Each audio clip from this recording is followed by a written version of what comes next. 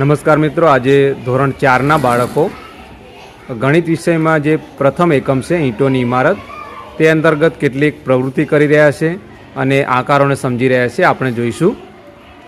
તો દરેક ટુકડીમાં વિદ્યાર્થીઓને જુદા જુદા બ્લોક્સ આપવામાં આવ્યા છે અને તેની મદદથી સમઘન અને લંબઘનના આકારો તેઓ બનાવવા માટેની પ્રવૃત્તિ કરશે.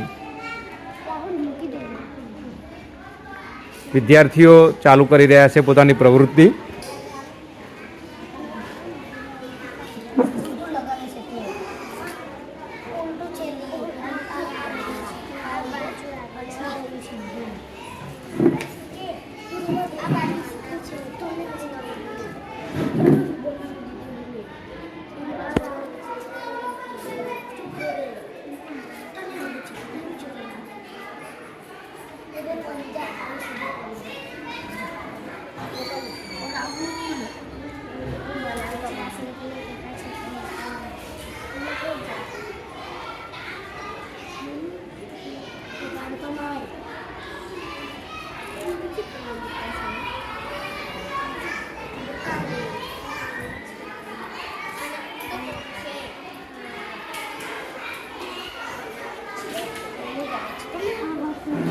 અહીંયા વિદ્યાર્થીઓ એ ઈંટનો આકાર, જે લંબઘન આકાર છે, ઈંટ જેવો આકાર, તેઓ બ્લોકની મદદથી એમને બનાવી દીધો છે.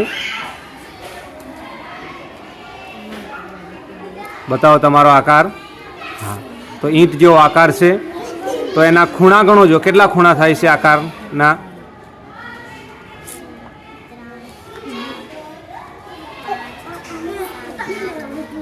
સરસ.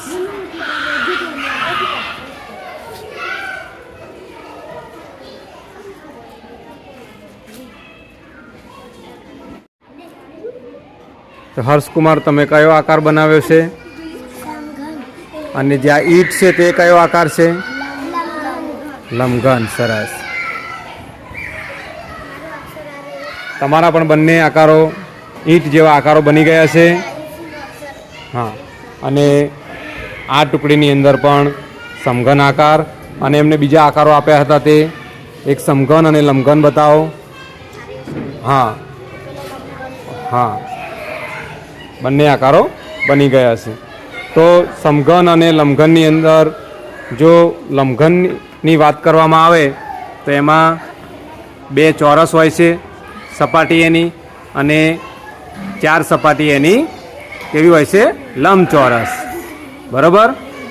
એના 8 ખૂણા હોય છે, 12 એની ધાર હોય છે અને 6 એની સપાટી હોય છે. તો બ્લોકની મદદથી ખૂબ સુંદર પ્રવૃત્તિ બાળકોએ કરી છે.